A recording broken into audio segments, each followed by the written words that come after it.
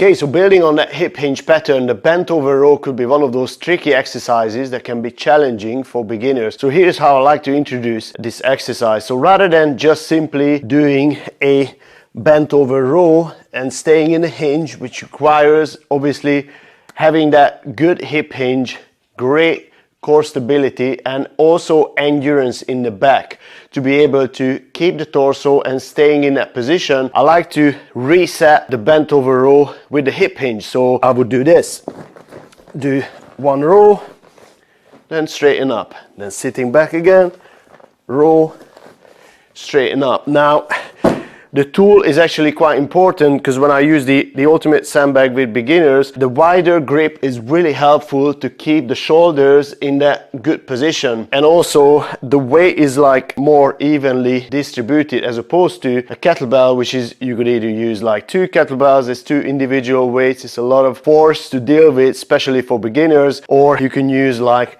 1 kettlebell. It's quite awkward, not gonna work. So the ultimate sandbag is a great choice to start teaching the bent over row. Now you could still use the mini band around the wrist to further kind of find the lat in this exercise, just pulling the band apart and then reset. So start nice and tall, sit back, 1 row, lower it down, straighten up. Okay, so this is my ultimate bent over row choice, and only then, when people got used to the pattern and doing the row without actually moving the torso, then I would introduce the bent over row, like maybe doing, you can go as far as like doing 2 rows and one hip hinge. So you could do that sitting back, 1, 2, then reset again, and this way we're able to build up that endurance in the core and the back without moving the torso, because that's the key thing with this exercise, to be able to keep that torso position during the bent over row. So there's no movement here. Pull nice and slow. You can play with the tempo as well, so pull, then slowly coming back down, pull, and then nice and slow. And then if I want to further challenge that bent over row, I would change the stance. So introduce a little bit of instability with the sprinter stance. So heel to toe alignment, ball of the foot, and then sitting back, doing a row. And then I can still apply the same principle to do 1 row and 1 hip hinge. So row, hip hinge, and then only then maybe a few weeks later start doing just the bent over row. Again, you can play with the speed and using this principle. So basically a sprinter stance is a little bit of instability, so the key thing here is maintaining this stable position with my hips, as well as keeping that good trunk position during the exercise. So my torso is not moving up and down with the row, I'm not coming up. Everything is locked, stable, starting from the feet. And then remember, feet creates that stability in the lower body, glutes, core, everything is connected. And also from your hands, your grip, your lats, your core, everything is locked in.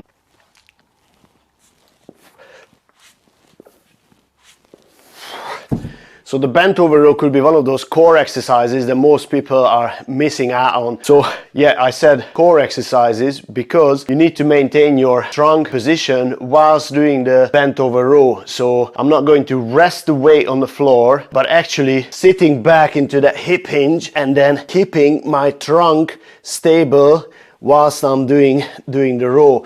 And this is a little bit more advanced progression, so I was doing a sprinter stance, slight instability, and I was doing a seesaw movement, which is further challenges that stability in the core. So core, trunk, okay, everything from the front to the back.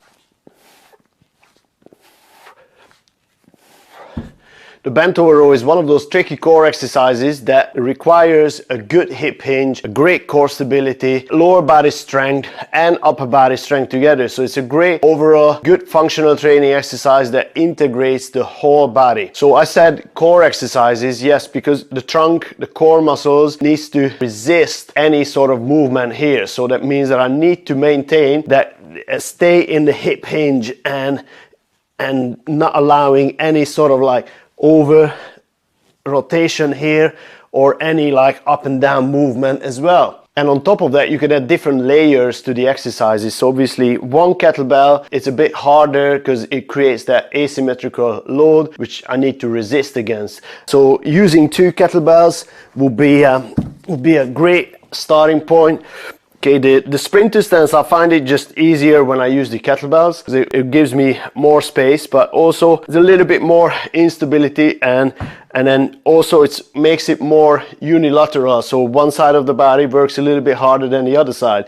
But so I can sit back and then just start doing the row from one side and the other side. And of course I can do like sort of like a seesaw motion like that, which is a lot harder because it puts a greater sort of like challenge onto my trunk. So the key principle is to stay in the hip hinge, keep the core stable, and do the row. Using a longer bend like this, it actually helps me to find the lats on the other side, maintain that stability in the trunk, and also just using one weight, which is a little bit easier this way when I press the bend out like this, sort of backwards a little bit, so I can keep my lats engaged and then do the row from here.